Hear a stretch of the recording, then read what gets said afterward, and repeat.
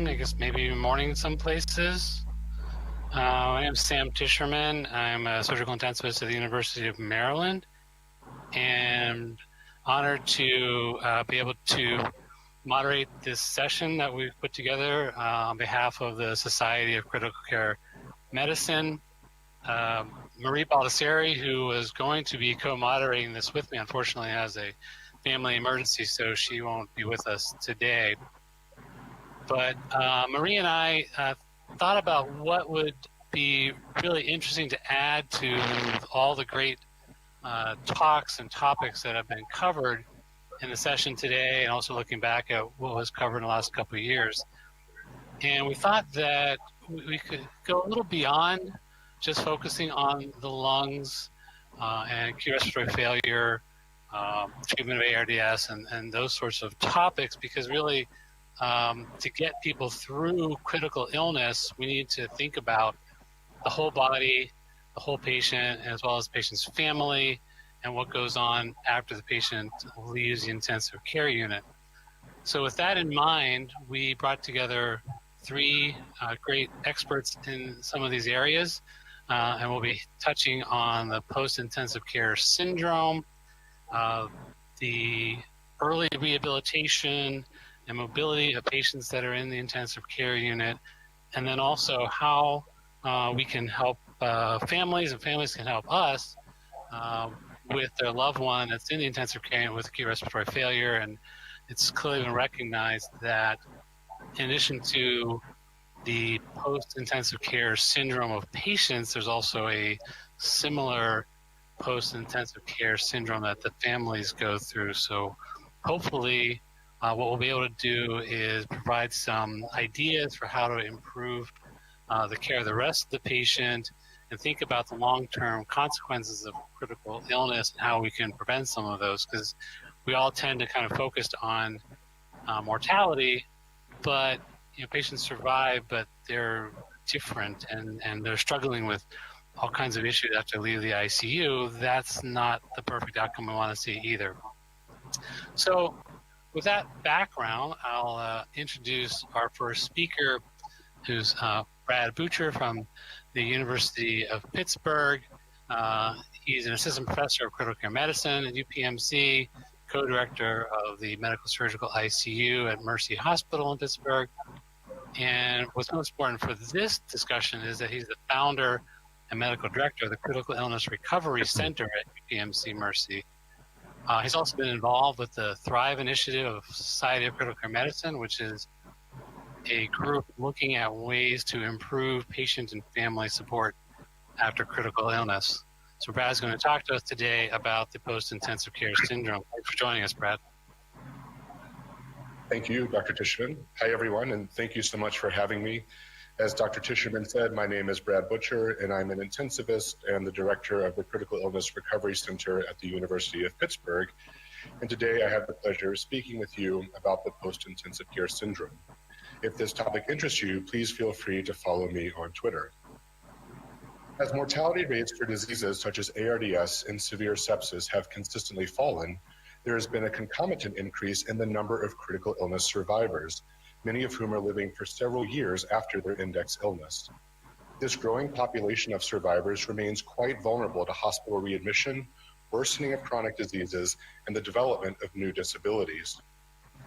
This persistent vulnerability suggests that the burden of critical illness does not end at the doors of the ICU, but endures far beyond the patient's hospitalization. This idea has resulted in a recent paradigm shift in the field, where outcomes more robust and more patient-centric than mortality have become common in research studies, as focus changes from mortality prevention to recovery enhancement. Despite the increasing attention that has been devoted to this patient population, however, our understanding of their needs and recovery trajectories is still in its relative infancy. To better understand the needs of patients recovering from critical illness, it is important to appreciate what happens to them during their hospitalization. The complex interplay between impacts of acute illness, such as tissue hypoperfusion and organ dysfunction, and the hazards of hospitalization, including prolonged bed rest, sedating medications, impaired nutrition, and poor sleep, creates an environment that engenders deconditioning, delirium, and malnutrition. This can lead to weakness, cognitive dysfunction, and a host of other impairments that can dramatically impact a patient's recovery. Indeed, critical illness survivors often undergo profound changes in their lives as a result of their critical illness, with many developing new or worsened deficits in physical, cognitive, psychiatric, and social domains. These disabilities, collectively known as the post-intensive care syndrome, or PICS, affect an estimated 55% of critical illness survivors, are frequently severe, impact employment and quality of life, and may persist for years after hospital discharge. PICS can also impact family members and loved ones who may develop the psychiatric and social disabilities of PICS in the face of changing family dynamics and socioeconomic pressures. For the remainder of this talk, I will largely rely on data derived from meta-analyses to give you the most robust representation of the current understanding of PICS. That being said, I want to begin with this paper published by Margaret Herridge in 2003, one of the first papers to address long-term outcomes after critical illness. She evaluated 109 young, previously healthy survivors of ARDS with pulmonary function testing, a 6-minute walk test, and a health-related quality of life evaluation 1 year following hospital discharge. She found that ARDS survivors have debilitating physical limitations at 1 year, as measured by the distance covered during the 6-minute walk test, an inability to return to work, and worsened patient-reported quality of life. As you can see in the table, even 1 year after critical illness, patients achieved a distance of only 66% of the predicted value on the 6-minute walk test, and only 49% of them had returned to some form of work. She continued to follow this cohort of patients for an additional 4 years, publishing the 5-year data in 2011. At 5 years, the median distance walk and the 6-minute walk test remained only 70% of the predicted value, and scores on the physical component of the SF-36 quality of life questionnaire remained 1 standard deviation below the mean scores for population-based controls, suggesting that the physical impairments following critical illness are significant and enduring. The most robustly studied test of physical function in critical illness survivors is indeed the 6-minute walk test, which is a widely used measure of functional exercise capacity and is well validated in this patient population. This meta-analysis of 1,700 critical illness survivors confirmed Herridge's finding, demonstrating that mean 6-minute walk distances achieved at 3 months, 12 months, and 60 months were well below population norms, emphasizing persistent deficits in endurance and exercise capacity in critical illness survivors. Otake performed a systematic review of 15 studies evaluating physical impairments experienced by critical illness survivors up to 12 months following hospital discharge. Specific physical limitations included impairment in pulmonary function, most commonly seen as a restrictive pattern on pulmonary function testing, and reduced strength of the respiratory muscles, limb muscles, and hand grip. For example, in the longitudinal study by Fan, highlighted by the blue arrow, you can see that hand grip strength, which is an excellent surrogate for overall muscular strength, does improve over time, but remains below population norms at 1 year following critical illness. Physical impairments often lead to participation restrictions, including inabilities to perform activities of daily living and instrumental activities of daily living, which can compromise the ability to live independently. Activities of daily living, or ADLs, involve one's ability to complete simple daily tasks, such as bathing, dressing, and feeding, whereas instrumental activities of daily living, or IADLs, involve more complex tasks, such as financial and medication management, driving, shopping, and meal preparation. ADLs require physical strength and coordination, while IADLs require both physical strength and significant cognitive processing. In a meta-analysis of 16 studies of IADL assessment in critical illness survivors, Hopkins found that 69% of survivors experienced new or worsening IADL dependencies.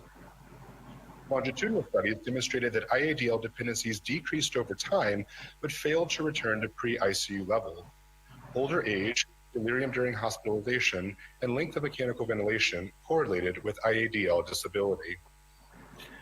The ability to perform ADLs and IADLs is important to achieve personal independence, but the ability to drive and to work are important to maintain social roles and financial independence. Returning to the meta-analysis by Otake, only 61% of patients had returned to driving 3 months following their critical illness, and 50 to 70% of patients were unable to return to employment at 1 year. Imagine the financial strain this causes families, as many loved ones are forced to limit their own employment to take on the role of caregiver, causing further financial and, in many cases, social distress all of which can contribute to the development of PICS family. Let's now turn our attention to the cognitive disabilities that can arise following critical illness. As this table demonstrates, there have been multiple studies investigating cognitive outcomes in ARDS survivors, as well as in broader populations of critical illness survivors, with prevalence rates rising as high as 78%. The largest study of long-term cognitive impairment after critical illness, referred to as the Brain ICU study, was published in 2013.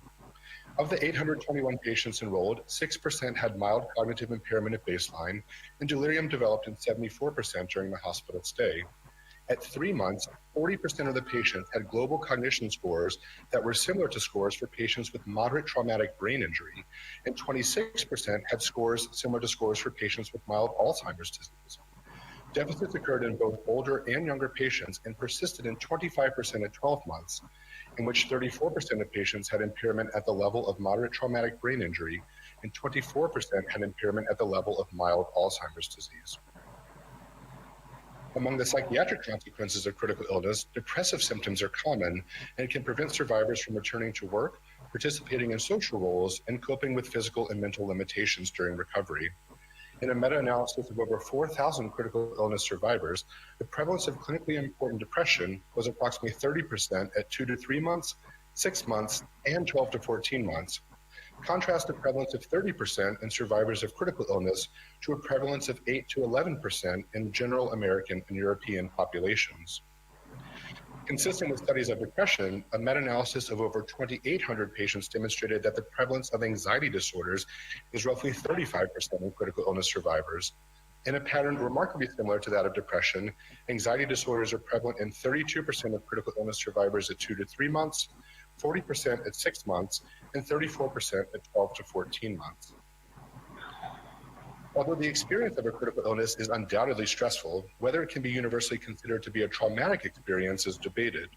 It is for this reason that the prevalence of PTSD as a consequence of critical illness has been challenging to elucidate.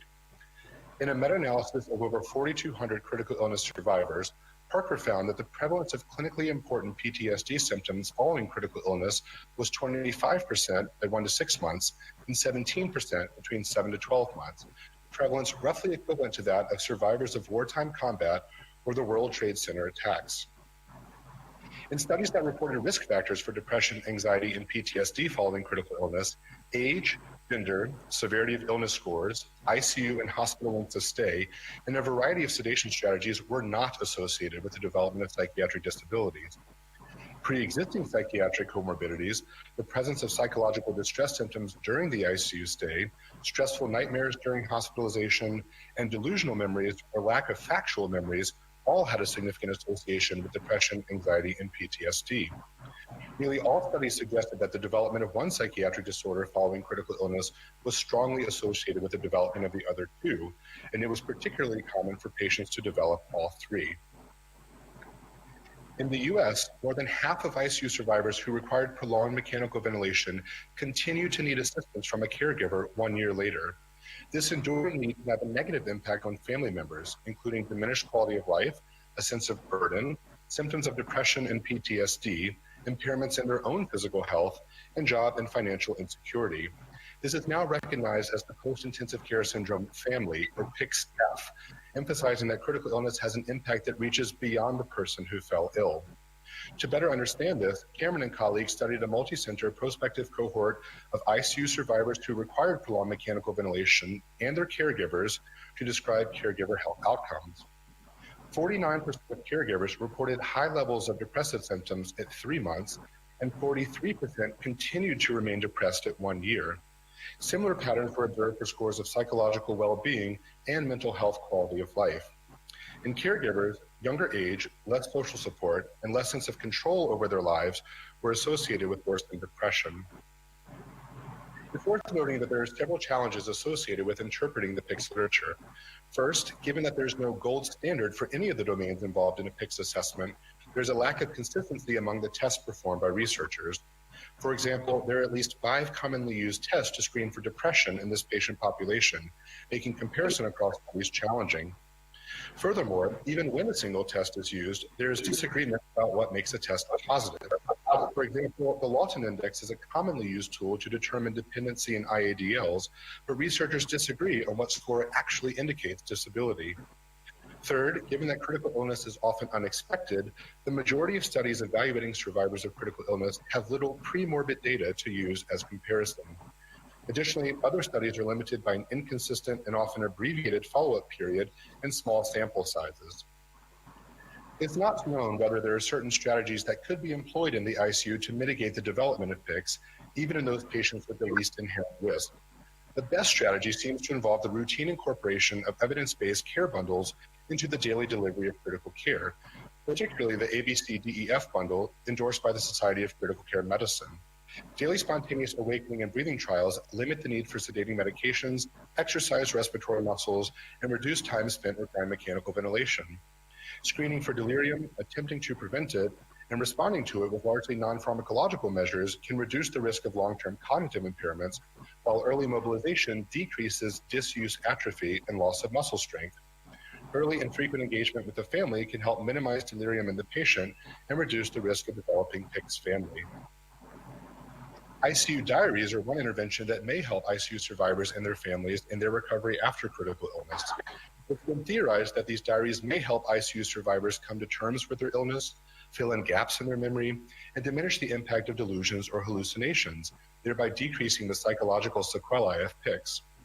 In a meta-analysis of 8 studies investigating ICU diaries, McElroy found that the ICU diaries decreased the incidence of depression and anxiety in patients and decreased the incidence of PTSD in family members. 2 or 3 studies showed less PTSD in patients, but the pooled results did not reach statistical significance. This raises intriguing questions about the beneficial role of a simple, inexpensive intervention that could favorably impact the psychological manifestations of PICS in both patients and their family members. ICU follow-up clinics are one proposed method for improving long-term wellness in survivors of critical illness. Such outpatient clinic-based resources have existed in Europe for more than 20 years, but they're just beginning to be developed in the United States. Thus far, there have been 4 randomized studies evaluating outpatient interventions aimed at improving ICU recovery, and disappointingly, none have demonstrated a benefit. Centers in the US are now just beginning to publish their data, and it's too early to draw meaningful conclusions. Unfortunately, given the heterogeneity among ICU follow-up clinics with respect to the patient population, timing and duration of follow-up, screening tests performed, and interventions administered, collating data from among the clinics is not currently feasible. Despite the paucity of data regarding their efficacy, there are many reasons why ICU follow-up clinics make sense. First, ICU follow-up clinics provide continuity of care, particularly when staff who are familiar with the diagnoses and interventions common in the ICU. These clinics can comprehensively evaluate patients and their families for PICS and can then construct a goal-directed rehabilitation plan. Clinicians familiar with PICS can spend more time therapeutically listening to patients and their families, helping them reconstruct their ICU memories, normalize their experience, and set realistic expectations for recovery. These appointments generally last 2 to 3 hours and can therefore accomplish significantly more than a 30-minute appointment with a primary care physician. Lastly, these clinics can be beneficial to intensivists. In a field fraught with death and burnout, seeing patients thrive following their illness can be therapeutic to a clinician's goal. Unfortunately, our limited time together precludes a discussion of the qualitative literature involving PICS, which is, to me, more impactful than reading the results of meta-analyses. But instead, I'll leave you with this quotation, which was texted to me just a few days ago from a patient whom I followed in my clinic for a year. It truly highlights how a critical illness is, for many people, a life-changing event, and how patients remain on a prolonged journey to find and ultimately accept their new normal. It's up to us clinicians to do our best to prevent the development of PICS, and when that isn't possible, to guide these patients on a pathway to holistic rehabilitation that attends to their bodies, minds, and spirits. Thank you very much for your attention.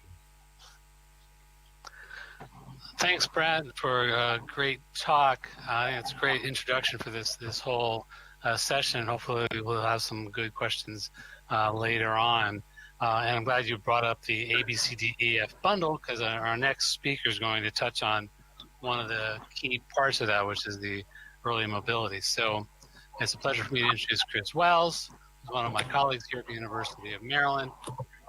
She is a clinical cardiopulmonary specialist in the Department of Rehabilitation Services at the medical center here, and she serves as the research coordinator. Her clinical practice has been focused on critical care rehabilitation with a lot of work on early mobilization and rehabilitation of patients on artificial mechanical circulatory support and thoracic transplant. She's a clinical associate professor in the School of Medicine, the Department of Physical Therapy and Rehab, and she's also instructor in the School of Medicine. And she teaches a lot in the system about rehabilitation, cardiopulmonary physiology, pathophysiology, and has a very rich interest in this area. And in fact, she and I are currently co-chairing a group within our whole medical system looking at early mobility for all of our critically ill patients. So, Chris, looking forward to your talk on early mobility.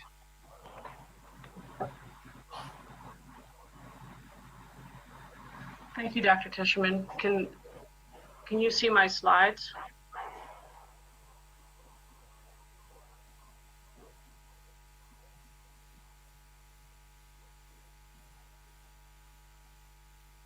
Are my slides present?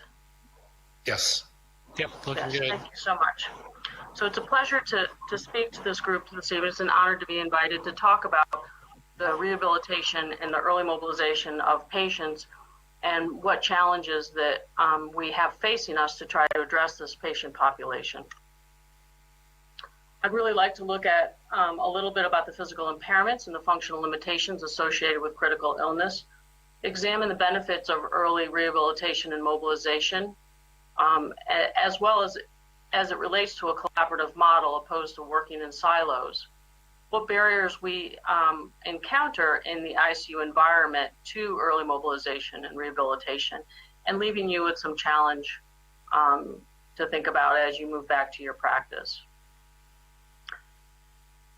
Critical illness is a very complex condition, as we all know, and what we try to do is try to mitigate and prevent loss of function and strength in the early processes. But we know by about day 10 or so, patients begin to have significant impairment in body functions that will lead to activities of daily living and eventually on to physical disabilities.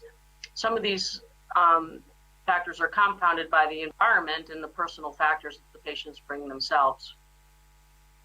I think one of the important things to look at is the weakness that occurs at the skeletal muscle and the diaphragm function, and recognizing that this weakness occurs relatively quickly, and we can account on, depending on the patient's diagnosis, 25 to 100% of these patients will suffer some form of skeletal weakness, and if it's over 40%, we see a high association of mortality.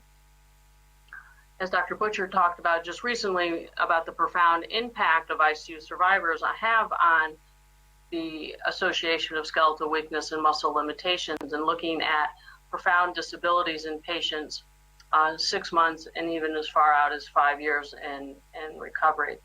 And recognizing the burden to families, as much as 80% of caregiving, and when a patient leaves the intensive care unit, is really left to the family, providing over 50 hours a week.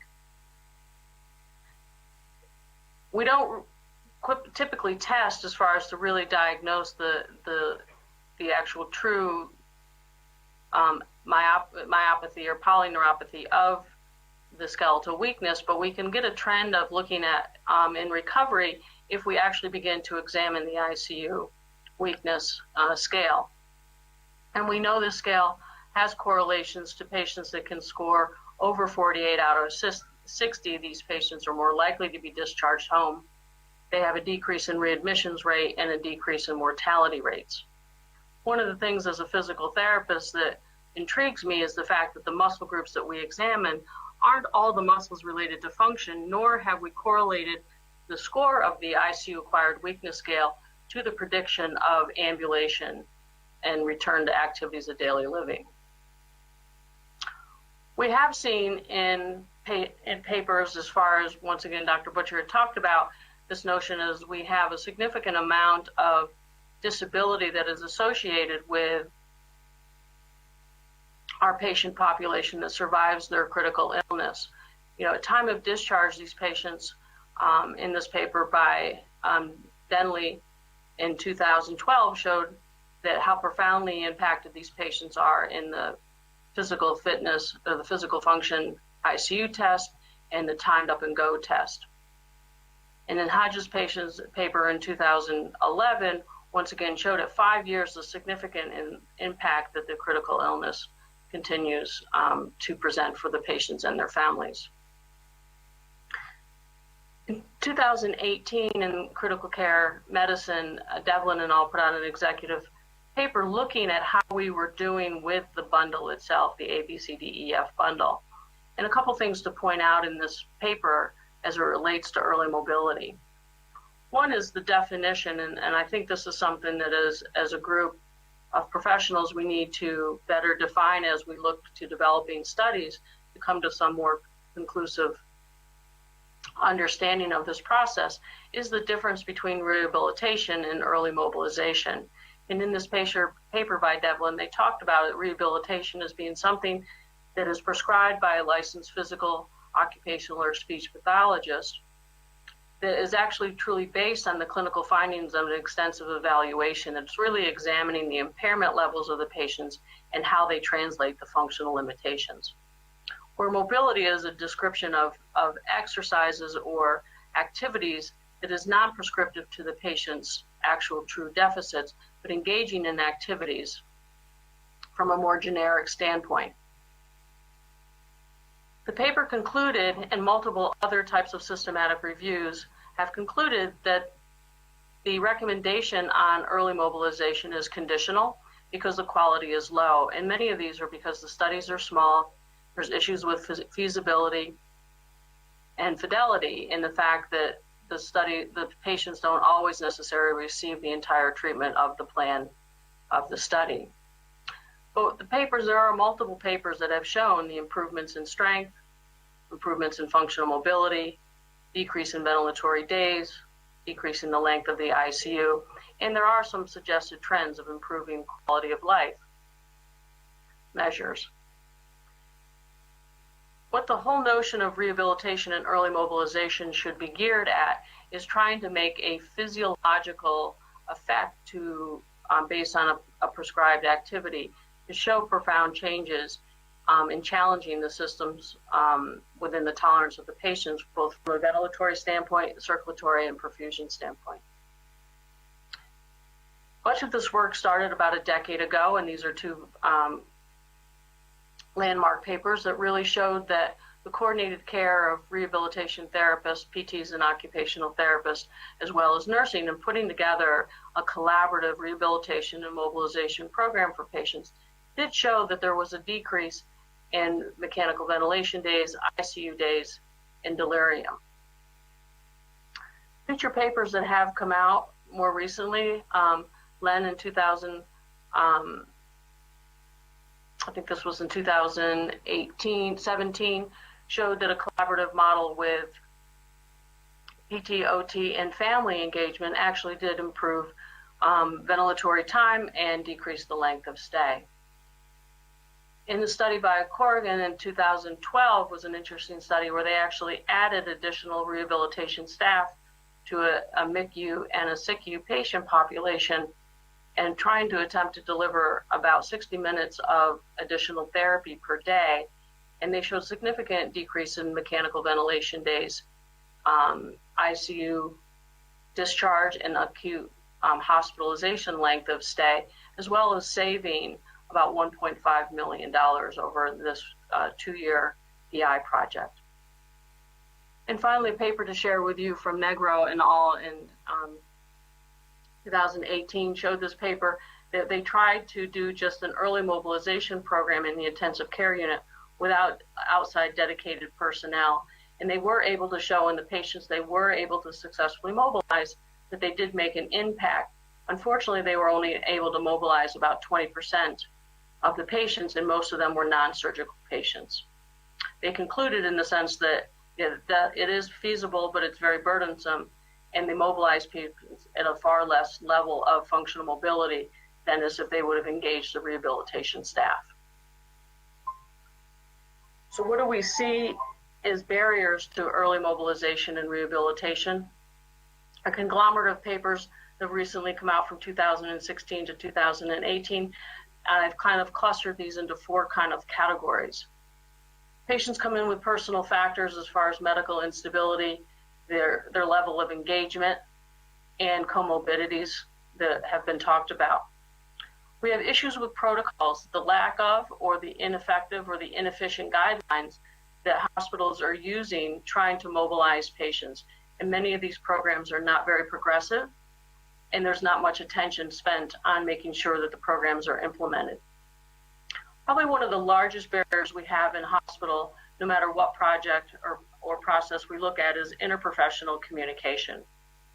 That inability to pass information and continue a plan of care regardless of what provider is at the bedside is a continued stumbling block. And in this critical ill patient population, it can be detrimental if we cannot stay on a consistent plan. And finally, there's clinician factors. And this was an area of quite interest that I think that we as a society can begin to tackle. Just once again, looking at these papers, they've shown that many people report, whether these were physicians, nurses, therapists, respiratory therapists, have talked about the knowledge and skill that they lack in order to feel comfortable enough to mobilize or to provide progressive rehabilitation services in the ICU setting. Also, understanding the training and the scope of practice of the rehabilitation staff is a problem, in the sense that the rehabilitation staff in many institutions are not necessarily that it understood that they have the skill set in order to be in the unit to practice. When rehabilitation services are engaged in the intensive care unit, they're typically at low utilization. COE showed that less than 6% of ICU days actually had provided rehabilitation services provided during that time. And usually the general mean onset for rehabilitation to begin is about ICU day 10. And then having insufficient and ineffective treatment sessions.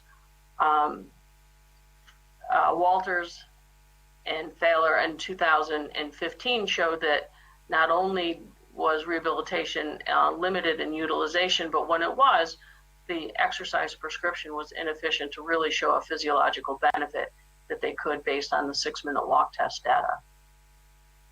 But what we see in here is also that in the clinicians, we about 70% of patients, or almost 70% of staff actually underestimate the incidence of ICU-acquired weakness, and about 60% continue to feel that we have insufficient knowledge and training, particularly to mobilize patients with mechanical ventilation. There is literature out there to suggest, and that has given us some lead to say of what the role of early rehabilitation and the role of physical therapy is within the ICU team. And the literature shows that physical therapists mobilize patients at a much higher level than any other discipline in the intensive care unit. But what is lacking in our literature is the fact of what is the most effective exercise prescription for the patient, and when do we apply that. Also, we underserve our patients in the area of cognition in delirium, but not engaging speech pathology and occupational therapy much earlier in the process. For most of these two disciplines, they're consulted towards the end of the hospitalization stay for recommendations for discharge, opposed to utilizing them in their area of profession, which was cognitive retraining and ADL function. If we switch gears and talk a little bit about functional outcome measures, there are multiple outcome measures that can be used. The problem becomes, in one, is trying to come up with an approved set that we can all agree upon, so we can begin to accumulate our studies together to answer some clinical questions. Being able to complete these on a routine basis, understand the meaning. Many of these outcome measures do not have cut points for our ICU patients.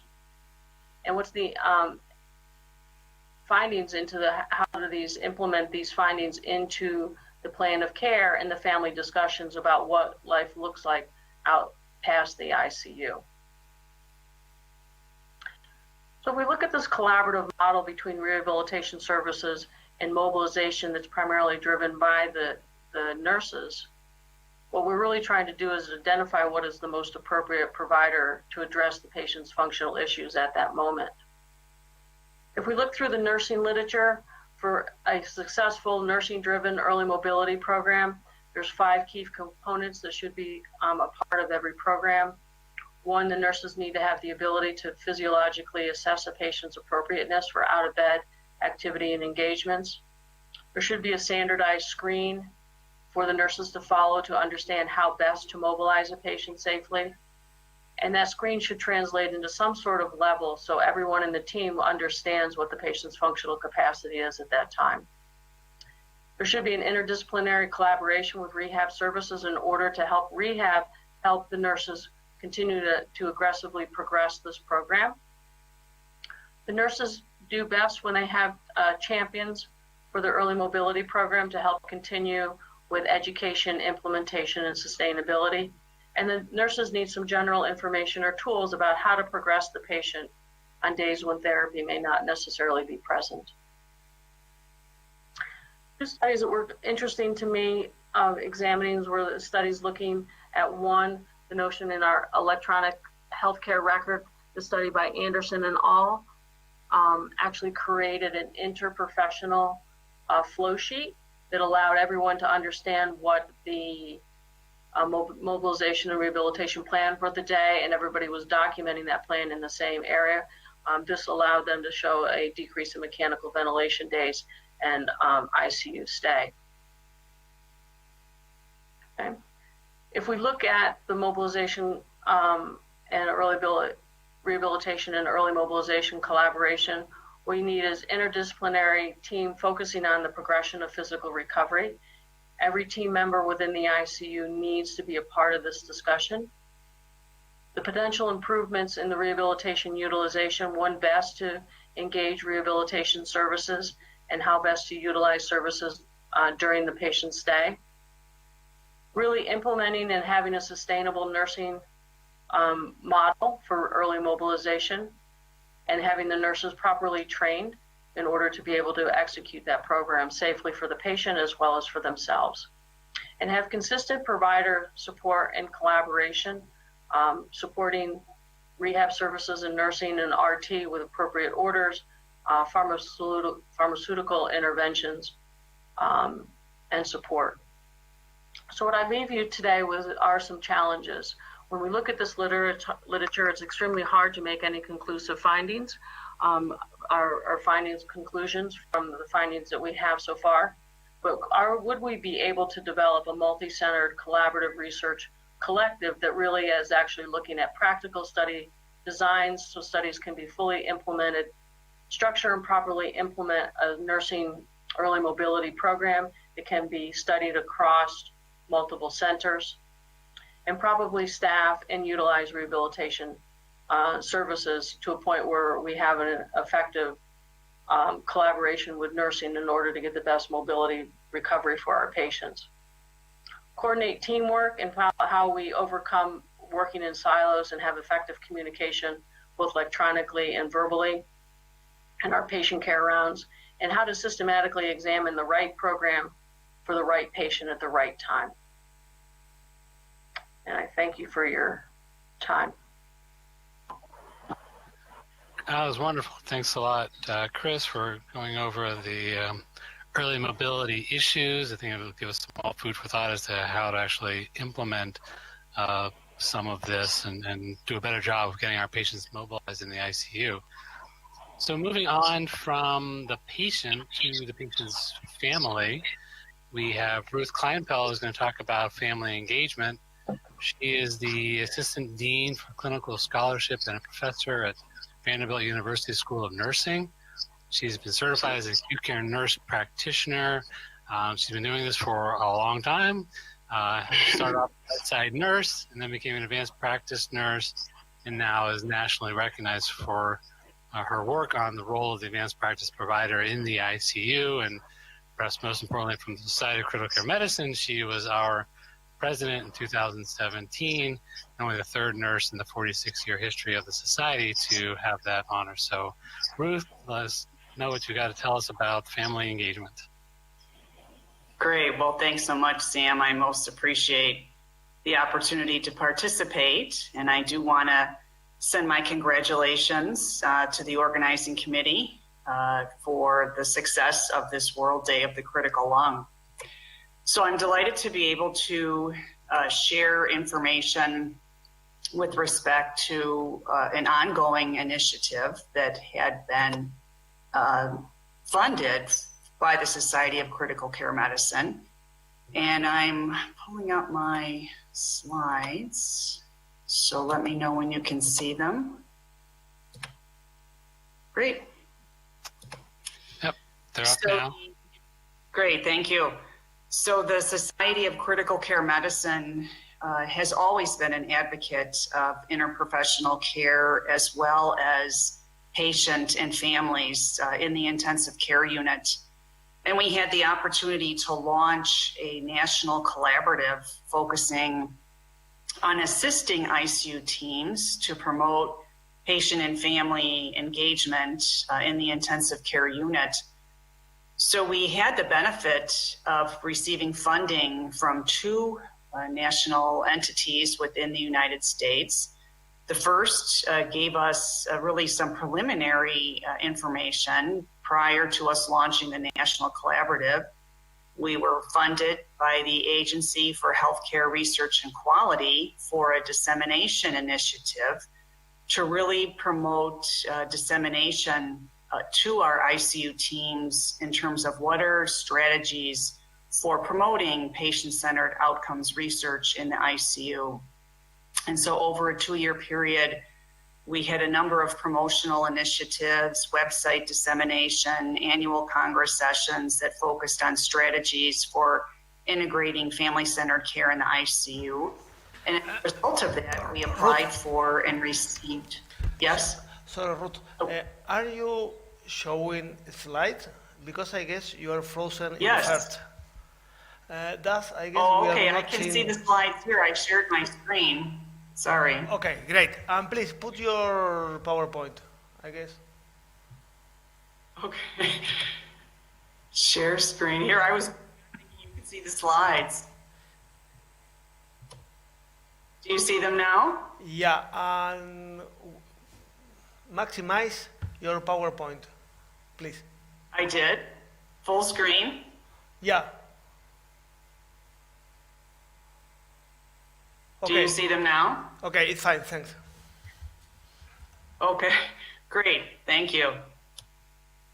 So we received additional funding to promote a national collaborative to our ICU teams. We know that for patients, those with lung disease as well as critically ill patients in the ICU, that involving their families is a key component to their recovery. And there's much in the literature that highlights the value of integrating families in the intensive care unit to look at the family as the network that best knows the patient and best knows even if the patient is unable to communicate to us as an ICU team, knows the patient's values and preferences for care as well. So involving them from the admission to the ICU and then during their ICU stay has really become a focus of care for ICU clinicians. So the Society of Critical Care Medicine launched a 2-year national collaborative to help hospitals implement various initiatives to promote family involvement in the ICU. And we had the opportunity of having the results of this collaborative just published this month in the December issue in terms of promoting family engagement in the ICU, the experiences from the 63 ICU teams that participated in this national collaborative. So for those who are interested, the article is online currently. So we actually had a call that we released to our members, and we received over 180 applications for teams to participate in this national collaborative. And due to funding, we were able to have 63 teams participate. It was a 10-month long collaborative. The teams had to have a physician champion, they had to have a nurse champion, and then they also had to have a signed form from the director, the administrative director, supporting their participation in this 10-month initiative. The teams initially came to Chicago for a kickoff meeting, and the teams themselves identified what they would implement over this 10-month period. So the hospitals that participated included both teaching hospitals as well as community hospitals, and we had both adult and pediatric ICUs participate. When we look in the literature, we've seen that pediatric ICUs have integrated patients, family members for quite some time, but they still have improvement initiatives, but we have learned from their experiences. And I think on the adult side, we're still trying to learn what are best practices and how can we remove barriers to having families participate more in the intensive care unit. So these were the projects that the 63 ICUs chose. And again, they identified ahead of time what they were going to implement during the 10-month collaborative. So the majority actually looked at integrating family care conferences in the ICU to discuss goals of care. And this obviously has been promoted by a number of initiatives, including the Surviving Sepsis Campaign guidelines, whose most recent recommendations are that a family care conference should be held within 3 days or 72 hours of ICU hospitalization. We're still not seeing your slides advancing. It looks like you're not in presentation mode, maybe. We just see your first slide up. Seriously? Sorry. No, I need you to tell me that. But I am advancing. And I'm in full screen. I'll try it again. Presentation mode. And then Ruth, please maximize first the life-size screen and then the PowerPoint. And could you kindly advise I'm full us? screen. I'm going to advance to the second slide. Do you see that? We are seeing you. No, just see your first one. Yes, please maximize the life size, the program for the video conference. This is the first thing that you have to do. Please maximize this screen and then the PowerPoint. Okay, I maximized the screen and now I'm putting it on slideshow. Do you have the life-size cloud maximized? Let's see. Close. Okay, we'll try. Thanks, Sam. Okay, right now maximize your life size screen. I did. Okay, great. And then share your screen. Great. And right now. Okay.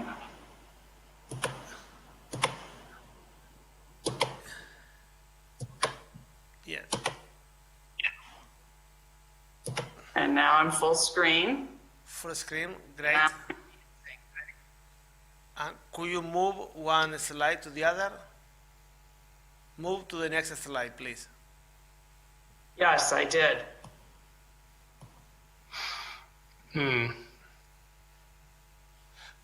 Could you it send, seems to be working. Dr. Klemper, could you send me your... Oh, there you go. Now I see your map of the United States. Okay, now let me put it on. Not full screen. Can you see it full screen now?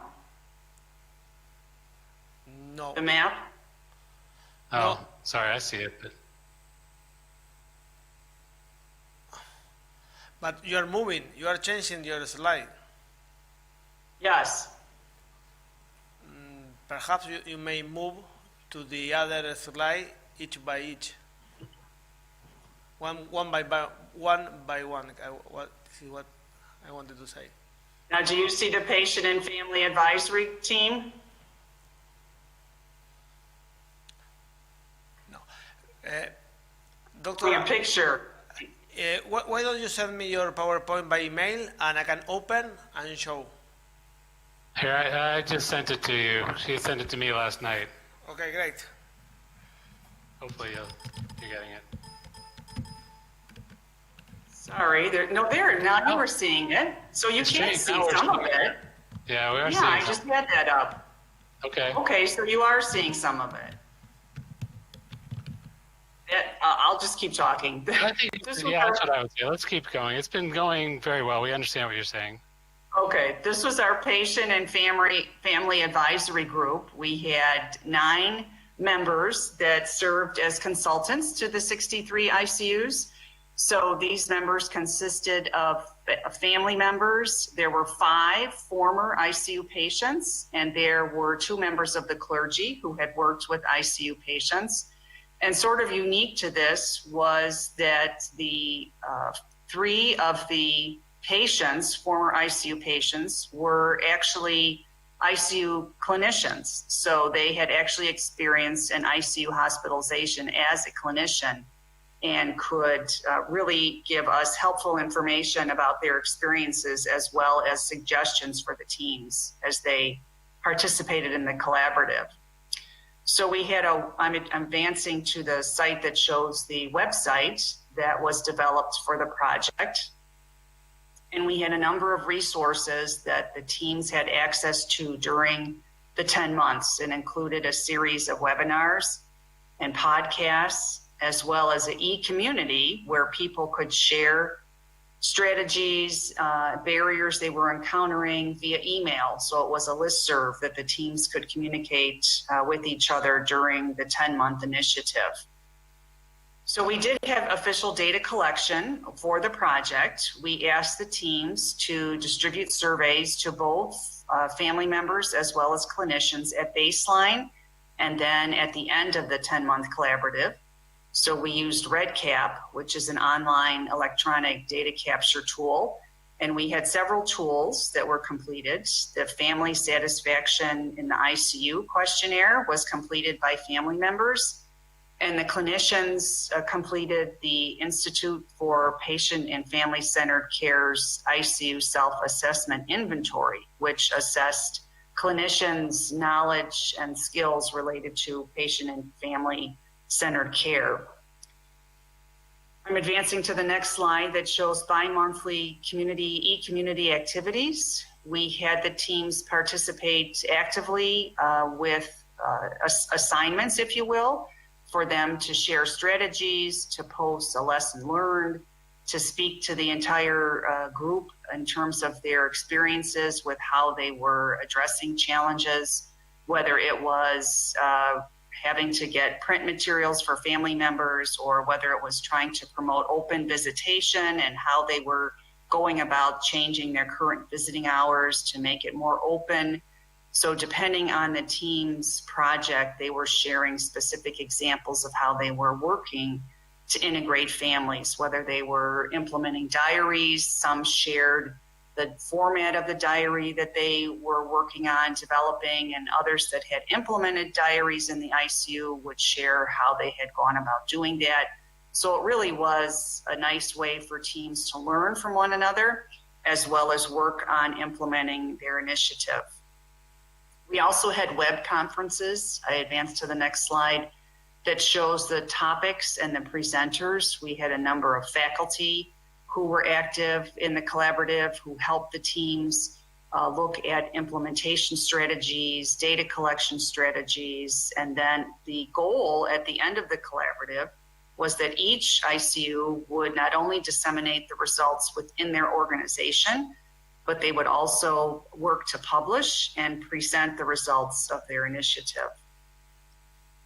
So I advance to the next slide, which shows the results. We had quite a number of surveys that the teams were able to collect. On average, it was anywhere from 20 to 60 surveys from family members and clinicians at each site.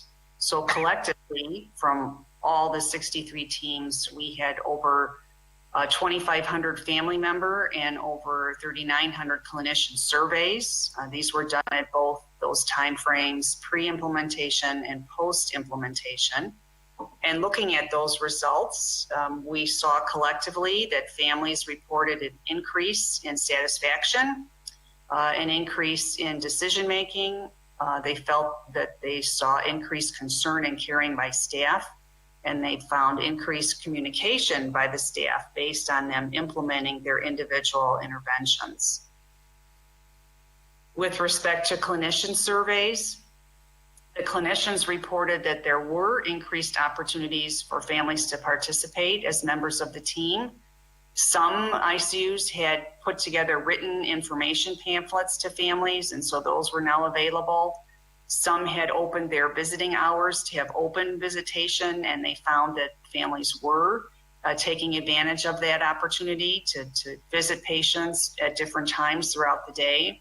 Some had formed a patient and family advisory committee, and those were now active.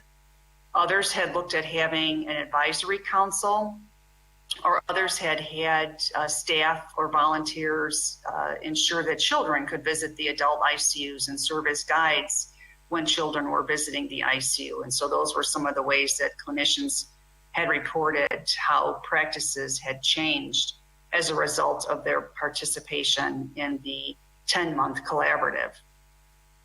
We also had the teams identify what they found to be useful as they implemented these initiatives over the timeline, and some of the lessons learned were that they felt that having senior leadership involvement and support was helpful, to have ongoing communication. For example, one of the teams promoted having families on rounds, and so they created a video for the clinicians telling them about how families would be invited to multidisciplinary rounds on a daily basis, and addressing sort of some of the barriers which some of the clinicians felt that if they had families on rounds, that rounds would be prolonged or that families would interrupt with questions. And they actually found that lessons learned was that families appreciated hearing the information on rounds, that they did not interrupt the medical rounds, but afterwards reported that they had no idea that so many experts were consulting on the care of their loved one.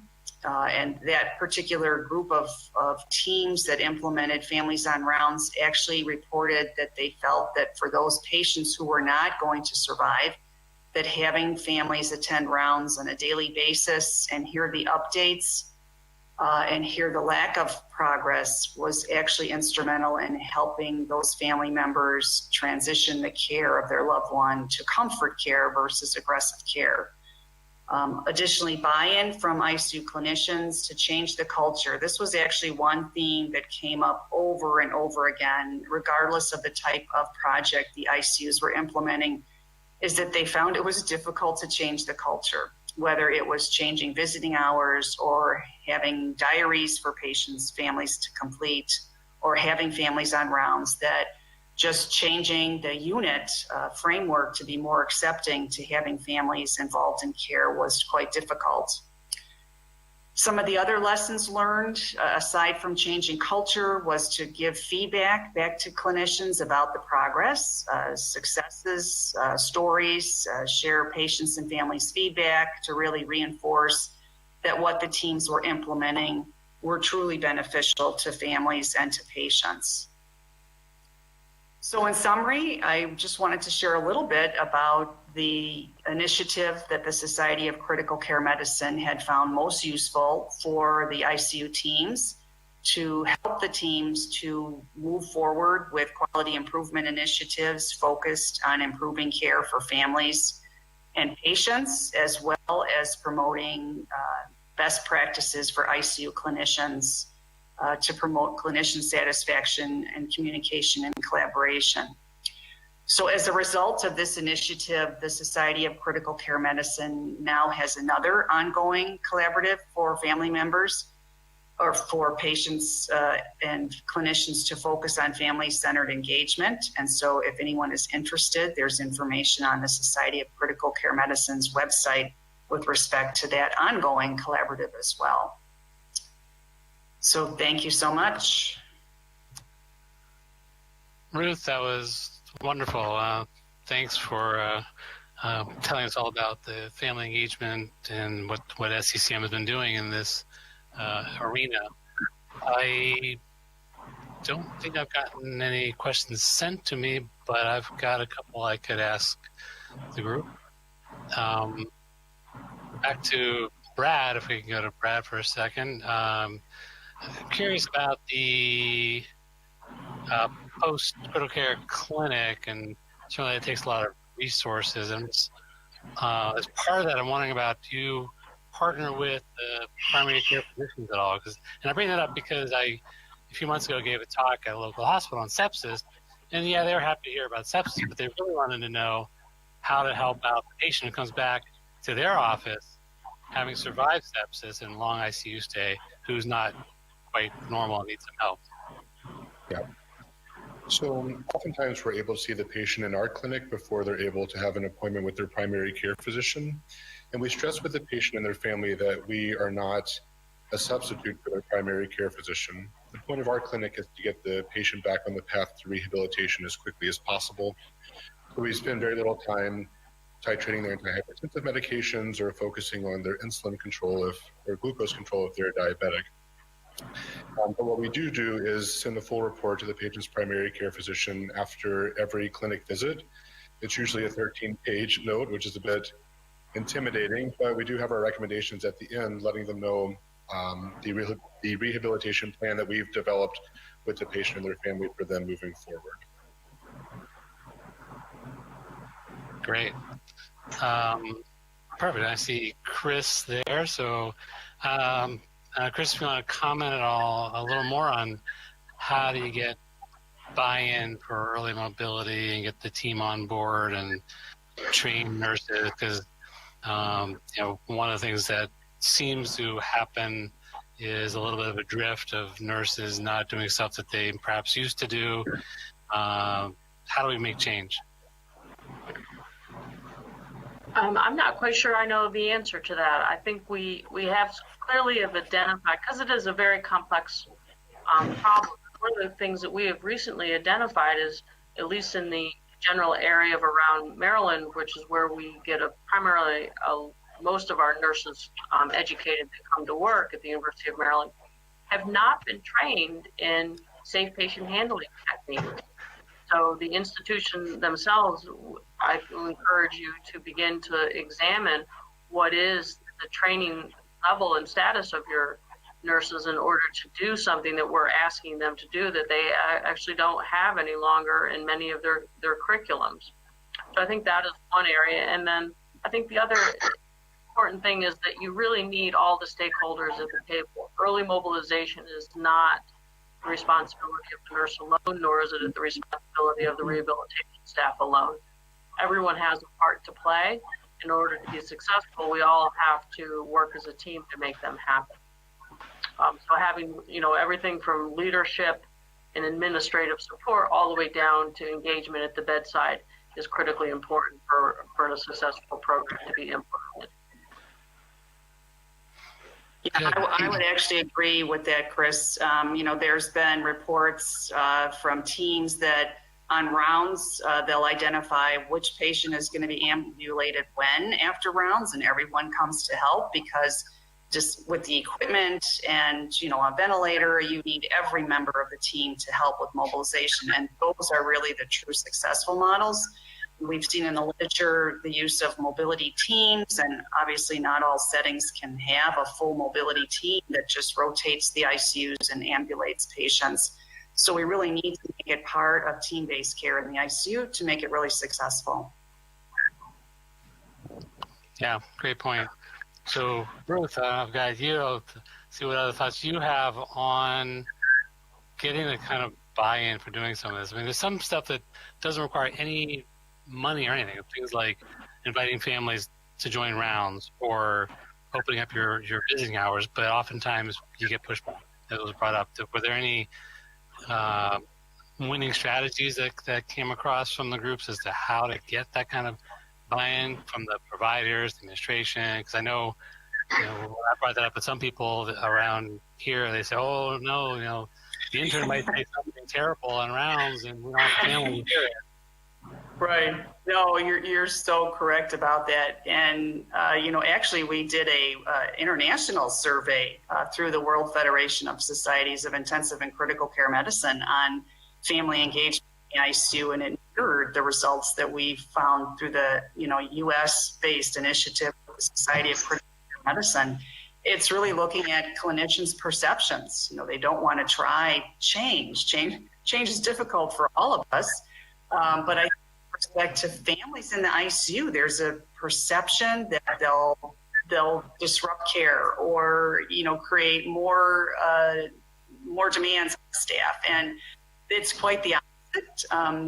ICUs that have opened the doors, if you will, to families find that families actually help with care. They know their family member the most, so they can identify to the team they're developing delirium, they're not themselves, or on round. They hear something that they didn't know about, allergy or something. So families can actually assist. They can assist with range of motion. They can assist with out-of-bed activity. They can assist with massage of the patient, to relax them. It really is, I think we don't realize yet the value that families can bring to us as a team unless we attempt that. So it's really trying small tests of change. So some of our teams were successful in small steps. So saying instead of going open 24-hour visitation, we're just going to go for 3 times a day for an hour, to opening up that more to, visitation from 9 to 8 p.m. and test it out first, so that